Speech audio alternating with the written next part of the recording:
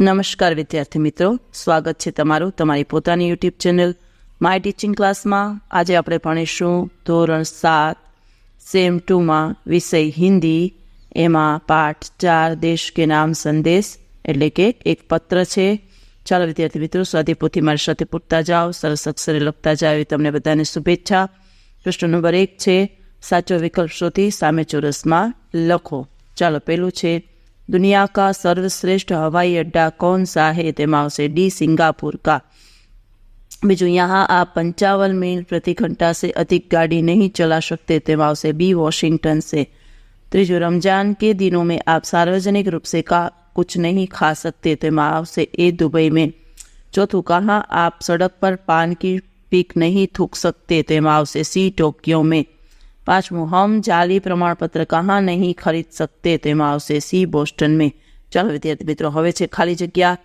चलो, पहली खाली जग्या में आवशे निकम्मी, बीजी में आवशे कानून, तीजी में आवशे नगरपालिका, चौथी में आवशे तिनाईकर, पांचमी में आवशे डॉक्टर कलाम, छठी में आवशे मेसपुरा. चलो, प्रश्न नंबर 3 छे, सही वाक्य चुनकर विधानों को पूर्ण कीजिए. पहला में आवशे सिंगापुर में आप सिगरेट का टुकड़ा सड़क पर नहीं फेंक सकते. बीजू, ऑस्ट्रेलिया और न्यूजीलैंड के समुद्र तटों पर लोग खाली नारियल हवा में नहीं उछाल सकते. तीजू, डॉक्टर कलाम चाहते हैं कि हम अपने देश के श्रेष्ठ नागरिक बने. चलो, प्रश्न नंबर 4 से एक एक वाक्य में लिखिए. पहलो, पत्र लिखने वाले का हर्ष से क्या संबंध है? लखो. पत्र लिखने वाले का हर्ष, पत्र लिखने वाला हर्ष का मित्र है. बीजू, नगरवासियों को नगरपालिका से क्या शिकायत है? तो लखो, यह शिकायत है कि वह नियमित रूप से कचरा नहीं उठाते. तीजू, अपनी एयरलाइन के बारे में भारतीयों की क्या राय है? तो लखो, भारतीयों की राय है कि वह दुनिया की सबसे खराब एयरलाइन है. चौथो, डॉक्टर कलाम के मत से हमारी सोच कैसी है? लखो, डॉक्टर कलाम के मत से हमारी सोच सकारात्मक न होकर नकारात्मक है. पांचवं, हम विदेशों में अच्छा व्यवहार क्यों करते हैं? लखो, क्योंकि वहाँ हम प्रशंसनीय नागरिक कहलाना चाहते हैं. छठो, दहेज का विरोध करने वाला क्या सोचकर दहेज लेता है? लखो, यह सोचकर दहेज लेता है कि जब पूरी व्यवस्था ही खराब है तो दहेज लेने से क्या फर्क पड़ेगा. सातवां, डॉक्टर कलाम ने अपने ईमेल द्वारा भारतवासियों से क्या अपील की है? लखो, उन्होंने अपने ईमेल द्वारा भारतवासियों से श्रेष्ठ नागरिक बनने की अपील की है. आठवां, यह पत्र किसने किसको लिखा है? लखो, यह पत्र किरण ने अपने मित्र हर्ष को लिखा है. नौवां, पत्र लिखने वाले का पता क्या है? लखो, मातृछाया, ऊंची शेरी गांव, मेसपुरा, तहसील भाबर, जिला बनासकांठा. 10वां, पत्र के अंत में किरण ने हर्ष के परिवारजनों को क्या कहा है? लखो, पत्र के अंत में किरण ने हर्ष के परिवारजनों को प्रणाम किया है. 11वां, हमारे देश की स्वच्छता की जिम्मेदारी किसकी है? लखो, स्थानीय प्रशासन अर्थात ग्राम पंचायत, नगरपालिका एवं महानगरपालिका की है. प्रश्न नंबर 5, जो विद्यार्थी मित्रों निम्नलिखित प्रश्नों के उत्तर लिखिए. डॉक्टर कलाम के मत से हमारी सोच कैसी है? तो लखो, हमारी सोच गैर जिम्मेदार लोगों जैसी है. हम कुछ करना नहीं चाहते, सिर्फ अपने यहाँ की व्यवस्था को कोसना चाहते हैं. हमें अपना नहीं, सिर्फ सरकार का निकम्मापन दिखाई देता है. हमें अपने पुराने पड़ गए कानूनों से शिकायत है. हमें अपनी नगरपालिका, टेलीफोन, रेलवे तंत्र और विमान सेवा से लापरवाही ही नजर आती है. इस तरह हमारी सोच केवल दोष देखने की है. बीजो प्रश्न, डॉक्टर कलाम ने ईमेल से हमें क्या सीख दी है? लखो, डॉक्टर कलाम ने हमें सीख दी है कि सरकार चुनने के लिए मतदान करके निश्चिंत न हो जाए. हम ऐसा न सोचे कि अब हमारी सारी जिम्मेदारियां चुनी हुई सरकार उठाएगी, हमारे सारे काम सरकार करेगी. ये रद्दी कागज भी कूड़ेदान में डालने की तकलीफ नहीं उठानी पड़ेगी. सामाजिक समस्याओं के बारे में भी हम ऐसा ही सोचते हैं और अपना ही स्वार्थ देखते हैं. बाहर से दहेज का विरोध करके चुपके से दहेज ले लेना गलत है. इस प्रकार ईमेल से हमें एक सच्चा नागरिक बनने की सीख मिलती है. तीजो, दूसरे देशों में और हमारे देश में हम जो व्यवहार करते हैं उसमें क्या अंतर है? लखो, दूसरे देशों में हम उनकी व्यवस्था का आदर करते हैं और उनका पालन करते हैं. जबकि अपने देश में नियमों को अनदेखा करते हैं। दूसरे देशों में हम उनकी स्वच्छता संबंधित नियमों का पालन करते हैं।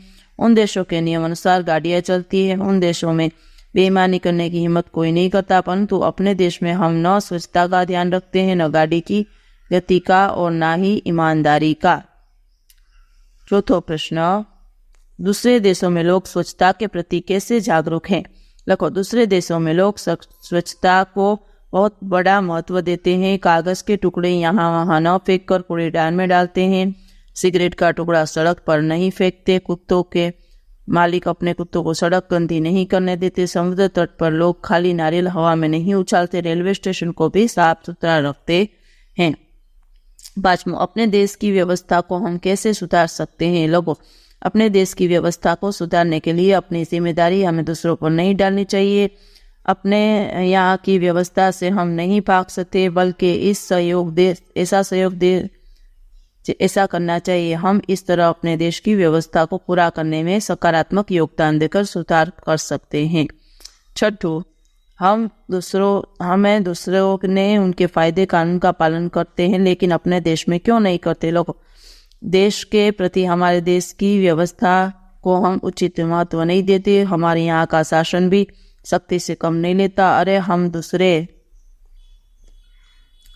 हम दूसरे देशों में भी अपने देश की व्यवस्था बनाए रखने का प्रयास करना चाहिए। हमें गर्व महसूस होना चाहिए। इस तरह हमें अपने देश में भी कायदे कानून का पालन करना चाहिए। साथ में हमारे देश के विकास में कौन कौन सी समस्याएं बाधक है? हमारे देशवासी अपने यहाँ के कानूनों का सही से पालन नहीं करते। हर खराबी के लिए सरकार को दोष देते। वे अपना राष्ट्रीय कर्तव्य निभाने में रुचि नहीं लेते। लोग भ्रष्टाचार करने से नहीं डरते। ये सारी समस्याएं हमारे देश के विकास में बाधक है। आठवां, देश के प्रति हमारा फर्ज क्या है? लोगों, देश के प्रति हमारा फर्ज है कि हम अपने यहाँ के कायदे का पालन करें। देश की व्यवस्था हमें ऐसी बनाए जिस पर हमें गर्व हो। हम सरकार और स्थानिक प्रशासन को उनके कार्यों में सहयोग दें। हम ऐसा कोई भी कार्य न करें जिससे देश की प्रतिष्ठा में आँच आए। 9, ऐसे व्यवहार की चर्चा कीजिए जिससे हम देश में अव्यवस्था खड़ी करते हैं एवं देश के विकास में बाधा डालते हैं। लोगों, हमारे देश में कभी कभी सांप्रदायिक दंगे घटक होते हैं। सरकारी संपत्ति की बहुत तोड़फोड़ है। ऐसे मौके पर कुटीर उद्योग हानि पहुंचाने का काम करते हैं। कभी कभी भाषावाद भी हिंसक बनता है। अशांति के कारण देश के विकास में बहुत सी बाधाएं खड़ी होती है। 10, दहेज एक दूषण, इस विषय पर अपने विचार व्यक्त कीजिए। लोगों, दहेज की प्रथा समाज के लिए एक अभिशाप बन गई है।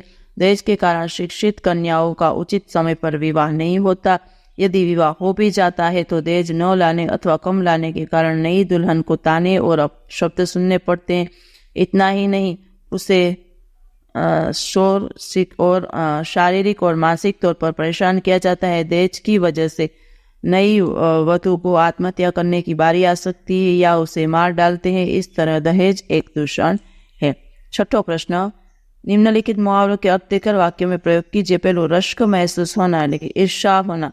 वाक्य, पड़ोसी को हमारी नई गाड़ी देखकर रश्क महसूस होता है। बीजू, कदम रखना, तो क्या पहुंचना, चांद पर कदम रखना अब कोई बड़ी बात नहीं है। तीजो, दोष बढ़ना, तो क्या आरोप लगाना। लोगों, गलती कोई और करे और मुझ पर दोष मढ़े, यह कहाँ का न्याय है। चौथो, नाज नखरे उठाना, खुशामत करना। लोगों, मतदाता सोचता है कि अब उसके नाज नखरे नई सरकार उठाएगी।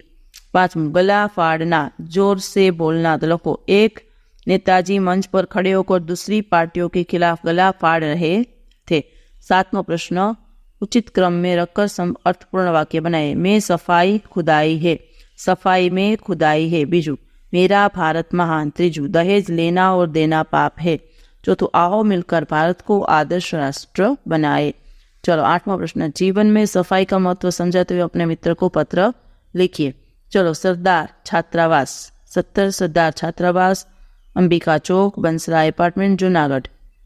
362001, दिमाग 27-124। प्रिय सखी जस्मीन, मैं यहाँ कुशल मंगल हूँ, परंतु हमारे यहाँ कई विस्तारों में बीमारियाँ फैलने की खबर जानकर दुख हुआ। यह बीमारियाँ गंदगी से फैलती है। हमारे यहाँ बड़े लोग स्वच्छता का सही तरह से पालन करना नहीं जानते। वास्तव में स्वच्छता का आरोग्य से संबंध है। जहाँ सफाई रहती है वहाँ बीमारियां पैदा करने वाले मक्खी मच्छर जैसे जीव जंतु उत्पन्न नहीं होते। मक्खी मच्छर जैसे बीमारी फैलाने वाले जीव जंतु से ही सभी बीमारियां होती है। 9वां प्रश्न, निम्नलिखित वाक्यों में काल पहचानिए। चलो, पहलू छे वर्तमान काल, बीजू भूतकाल, त्रीजू वर्तमान काल, चौथું भविष्यकाल, 5મું भविष्यकाल, छठું भूतकाल। 10वां प्रश्न, निम्नलिखित वाक्यों में काल परिवर्तन कीजिए। चलो जवाब बोलो छू। मैं बाजार जाऊंगा। बीजू, मंदिर में पूजा हुई। तीजू, शिमला में हिमवर्षा होगी। चौथुं, मैं पढ़ाई कर रही हूँ। 11वां प्रश्न, कहावतों के अर्थ देकर वाक्य में प्रयोग कीजिए। एक म्यान में दो तलवार नहीं समा सकती। तो देखो, दो समान अधिकारी एक साथ नहीं रह सकते। वाक्य, यदि दो महत्वाकांक्षी लीडर एक पार्टी में रहेंगे तो टकरार होगी, क्योंकि एक म्यान में दो तलवार नहीं समा सकती। बीजू, खुदा पहाड़ निकला चूहा। चलो, अधिक मेहनत करने पर कम फल मिलना। वाक्य बनाओ, उसने अधिक मेहनत करके कार्य किया था मगर उसे कार्य के अनुसार फल नहीं मिला, और जैसे कि खुदा पहाड़ निकला चूहा। तीजू, जिसकी लाठी उसकी पैर। शक्तिशाली की ही जीत होती है। वाक्य, निर्दोष नौकर पर दोष मढ़कर शेठ ने उसे सजा दिखाई। वह कहते हैं ना कि जिसकी लाठी उसकी भैंस। चौथुं, चांद पर थूका मुंह पर गिरा। बुरे काम का बुरा फल मिलता है। वाक्य लिखो, एक बालक ने सज्जन आदमी की बुराई की और थोड़ी देर बाद वह गिर गया। तब उसकी दादाजी ने कहा, चांद पर थूका मुंह पर गिरा। 5मुं, छोटा मुंह बड़ी बात। एमा लिखो, शक्ति बाहर की बात करना, हैसियत से बड़ी बात करना। निर्बल व्यक्ति कह रहा था कि मैं बड़े बड़े बहादुरों को पछाड़ देती हूँ, उसे कहते हैं छोटा मुंह बड़ी बात। 6ठुं, दूर के ढोल सुहावने लगना। दूर से व्यक्ति या वस्तु अच्छी दिखाई देती है। एक पुतले पर लगी इस दूर से अच्छी लगी पर पास आकर देखा तो दूर के ढोल सुहावने जैसी थी। 7मुं, दोनों हाथों में लड्डू। एक साथ दो कार्य करना। एक व्यक्ति ने दो कार्य करके दोनों हाथों में लड्डू रखे। 8मुं, सांप भी मरे और लाठी भी न टूटे। बिना हानि उठाए काम बन जाना। वाक्य लिखो, हमें मुसीबत में बुद्धि से काम लेना चाहिए जिससे सांप भी न मरे और लाठी भी न टूटे। चलो विद्यार्थी मित्रों, अधूरा प्रश्न, इसलिए हमें अपना शरीर और घर की साफ रखना चाहिए। तुम्हारे माता पिता को प्रणाम और छोटे भाई बहन को मेरा प्यार। तुम्हारी प्रिय सखी समयरा। चलो विद्यार्थी मित्रों, आज विडियो लेक्चर में आटલું જ। જો તમને આ વિડીયો ગમ્યો હોય તો લાઇક કરશો, તમારા મિત્રો સાથે શેર કરશો અને મારી ચેનલને સબસ્ક્રાઇબ પણ કરશો। આવજો।